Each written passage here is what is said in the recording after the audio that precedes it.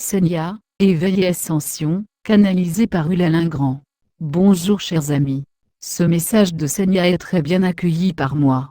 La clarification entre l'éveil et l'ascension est d'une grande valeur personnelle. Les gens me demandent parfois si je suis éveillé. Je réponds généralement en disant que je ne sais pas. Il fut un temps où je pensais que devenir éveillé ou illuminé s'accompagnerait d'un profond changement de conscience, sans parler du fait qu'il serait accompagné de diverses cloches et sifflets. Je continue à penser qu'il pourrait en être ainsi pour certaines personnes, mais je soupçonne que pour moi, cela se fera sur la pointe des pieds, comme mon chat. Une vieille histoire raconte qu'on fait bouillir une grenouille en la mettant dans de l'eau froide, puis en augmentant doucement la température, afin qu'elle ne saute pas de la casserole. Peut-être mon réveil est-il de la même nature. S'il n'est pas encore là, je suis satisfait de la situation actuelle. Si les êtres sont encore en train de monter la température, je ne peux que me réjouir de ce qu'il apportera de plus. Est-ce qu'il y a une différence entre l'éveil et l'ascension? Cette question a été soulevée récemment. Nous avons utilisé le terme d'éveil assez souvent ces derniers temps. Les gens se demandent si ce mot signifie la même chose que l'ascension. Ces termes sont-ils interchangeables? Je peux comprendre la confusion, et il est temps de clarifier les choses. Non seulement nous allons clarifier les informations, mais nous allons vous donner des aperçus précieux, que je n'ai pas présentés auparavant. Il est maintenant temps pour vous de les recevoir. Nous avons traité cette question, il y a quelques années en utilisant une terminologie encore différente, et je vous recommande vivement de cliquer ici, pour lire ce message car il fournit de bonnes informations sur ce sujet sans se concentrer spécifiquement, sur la plupart de ce que j'ai à dire maintenant. Donc, sans plus attendre, parlons d'éveil et d'ascension. Dans ce message précédent, nous avons utilisé le terme d'éveil. Nous allons traiter ce mot dès maintenant, afin de pouvoir nous concentrer sur les deux termes du titre. L'illumination et l'éveil sont des synonymes. Ils ont le même sens général tel que je les utilise. Vous pouvez remplacer le mot illumination chaque fois que je parle d'éveil, mais je n'utiliserai que ce dernier terme pour le reste de ce message. Maintenant, revenons au début. Dans ce processus de traitement du sujet de la non-dualité pure, la réalisation que chaque fois que nous avons affaire à des opposés, nous avons affaire à l'illusion, à des choses qui ne sont pas réelles en ce qu'elles ne passent pas le test de l'éternité, nous avons affaire à des questions de vérité ou de non-vérité. En vérité, il y a l'unicité. Bien sûr, il va sans dire, bien que je le dise quand même et que je l'ai déjà dit, que nous utilisons des mots ici, et que les mots n'expriment jamais la vérité. Ils sont par nature dualistes, parce que votre esprit de raisonnement ne peut travailler que dans le domaine de la séparation. Lorsque nous parlons de l'esprit et de l'ego, nous parlons de manière dualiste, comme s'il s'agissait de deux choses différentes qui existent réellement, alors qu'en vérité, seul l'esprit existe. L'esprit est connecté au divin et l'ego ne l'est pas. Ce processus dont nous parlons en utilisant les termes d'éveil et d'ascension comporte deux étapes. C'est la nouvelle information pour vous, ou du moins pour la plupart d'entre vous. La première étape est ce dont nous avons souvent parlé dans ces messages. C'est le lâcher-prise de l'ego. Ce processus est ce que nous avons appelé l'éveil. Lorsque vous êtes éveillé, vous êtes dans un état sans ego. Cela signifie que vous n'avez pas d'attachement, que vous ne considérez plus les gens ou les choses comme spéciaux, que vous n'avez pas d'objectif personnel, que vous n'avez pas de cheval dans la course, tout ce qui arrive est parfait. Ce que vous faites, c'est simplement écouter votre guidance intérieure, l'esprit, et la suivre dans une confiance et un amour absolu, sans besoin de compréhension. Lorsque l'ego est abandonné, il n'y a pas de jugement, pas de compétition, pas de bien ou de mal, il n'y a que de l'amour.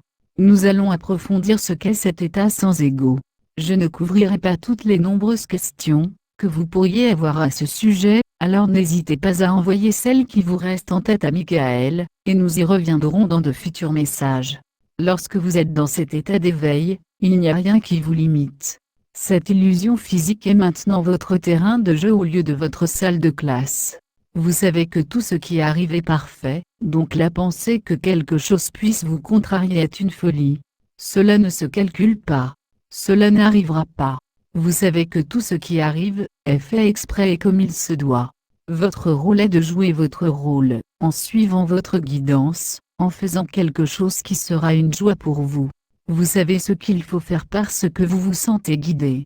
On vous dit quoi faire, mais il n'y a pas de séparation entre vous et l'esprit qui vous guide.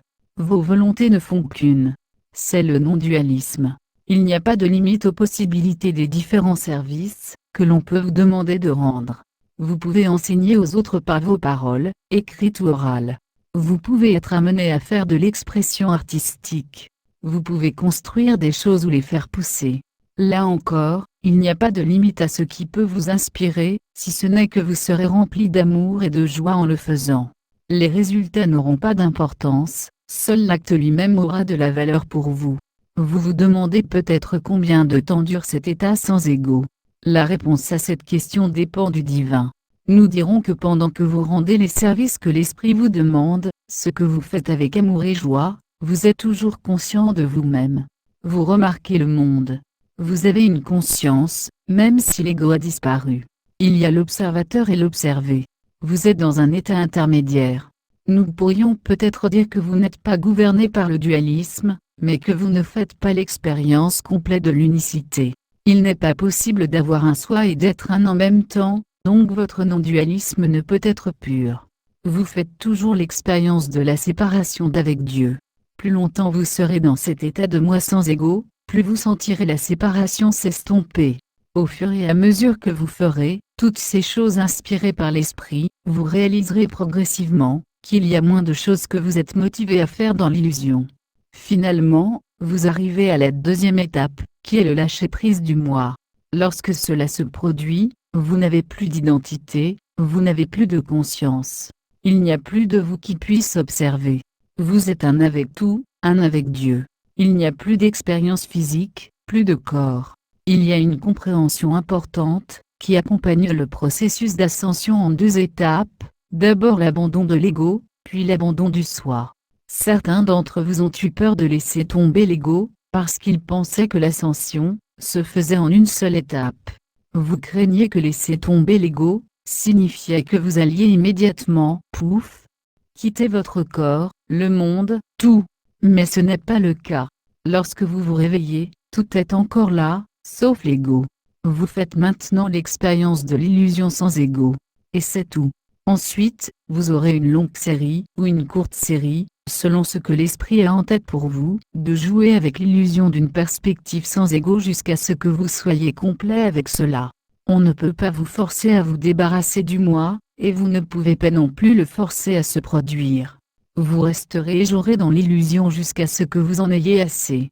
Ce que nous appelons l'ascension, est le point où vous lâchez volontairement, et par la grâce de Dieu le soi. L'illusion disparaît alors complètement. Il n'y a pas de conscience séparée, et vous êtes un avec Dieu. Bien sûr, la vérité est que vous êtes déjà un avec Dieu, même si vous faites l'expérience de l'illusion d'un soi séparé d'un ego, mais cela n'a pas fait partie de votre conscience. Au niveau d'éveil du lâcher-prise de l'ego, vous savez que tout n'est qu'illusion, et vous êtes donc capable d'y jouer sans attachement à quoi que ce soit. Au deuxième niveau d'éveil, ou d'ascension, il n'y a plus de vous. Vous avez laissé tomber le moi, la conscience de toute conscience séparée. Ces deux étapes de l'ascension se produisent avec la grâce de Dieu. Votre ego ne choisit pas de se laisser aller, alors vous demandez à l'esprit de le faire pour vous. Vous ne pouvez donc pas contrôler le timing, bien que vous puissiez maintenir une concentration claire, et faire face continuellement aux contre-vérités que vous retenez. Votre moi ne peut pas non plus décider de se laisser aller, car il s'agirait d'un acte de conscience. Seule l'énergie divine peut dissoudre cette illusion de séparation pour permettre au soi d'être immergé dans l'unité. C'est comme s'endormir. Vous ne pouvez pas vous endormir par la volonté. Plus vous essayez de dormir, plus vous restez éveillé. Le sommeil vient lorsque vous lâchez prise, ce qui lui permet de se produire. Lorsque vous avez quitté l'ego, votre moi peut encore avoir beaucoup à faire. Laissez-le suivre son cours. Votre ascension se produit, lorsque le moi n'a plus rien à faire et peut lâcher prise, simultanément libéré de tout besoin de rester ou de partir. Lorsque cela se produit, nous l'appelons par la grâce de Dieu. Cela a été démontré par Jésus. Le Bouddha ne l'a pas démontré, bien qu'il ait fait preuve d'éveil. Aujourd'hui, et dans tous les messages, nous avons parlé de l'expérience sans ego, de la manière de l'atteindre, et de ce à quoi elle ressemble. Il est impossible de parler de l'expérience sans ego. Il n'y a rien que je puisse dire, qui vous donnerait la moindre idée de ce qu'est l'expérience divine, pas même un soupçon. J'ai déjà donné l'analogie suivante. Il a été dit que l'esprit humain n'utilise que 5% de son potentiel. Quelle serait l'expérience de l'utilisation de la totalité de son potentiel? Le soi sans ego éveillé a une relation similaire avec l'expérience du divin. Remarquez que nous ne faisons même pas intervenir le niveau de conscience de l'ego dans cette équation. Et en disant que le soi éveillé ne fait l'expérience que de 5% de l'extase de la divinité, nous sommes très généreux. Lorsque le moi a une expérience divine, il s'agit d'une projection du moi, et non d'une véritable expérience du divin. L'expérience terrestre la plus glorieuse avec un temps parfait, une nature fantastique, des odeurs, des vues, des sons, des gens aimants et le sentiment d'une connexion divine avec Dieu serait, du point de vue divin, une descente aux enfers. Le paradis dualiste le plus élevé, serait vécu comme un enfer par le divin. Voilà pour les tentatives de votre ego de créer le paradis sur terre. Pour la plupart d'entre vous qui lisez ceci, l'information sur la sortie du soi est académique. Votre travail consiste à quitter l'ego. S'il y a quelqu'un dans le public qui n'a pas d'ego, votre travail est de prendre plaisir à créer dans cet endroit, aussi longtemps que vous êtes inspiré. Quitter le moi n'est pas un objectif de quelque importance. Pour en revenir au reste d'entre vous, il y aura probablement une transition graduelle où vous serez de moins en moins influencé par votre ego, et de plus en plus à l'écoute de la guidance de l'esprit. Si vous pouvez encore vous énerver, il reste du travail à faire. Encore une fois, le lâcher-prise final de l'ego se fait par la grâce, et non par vos efforts. Ce n'est pas gagné, mais il y a une intention claire. Pour tous, il n'y a jamais de précipitation. Tout se passe dans le temps et l'ordre divin. Allez régler vos alarmes pour le réveil, mais sans choisir une heure. Bon maintenant Senya. Canalisé par Ulalin Grand. Traduit et partagé par Message Céleste, http, messageslestsa.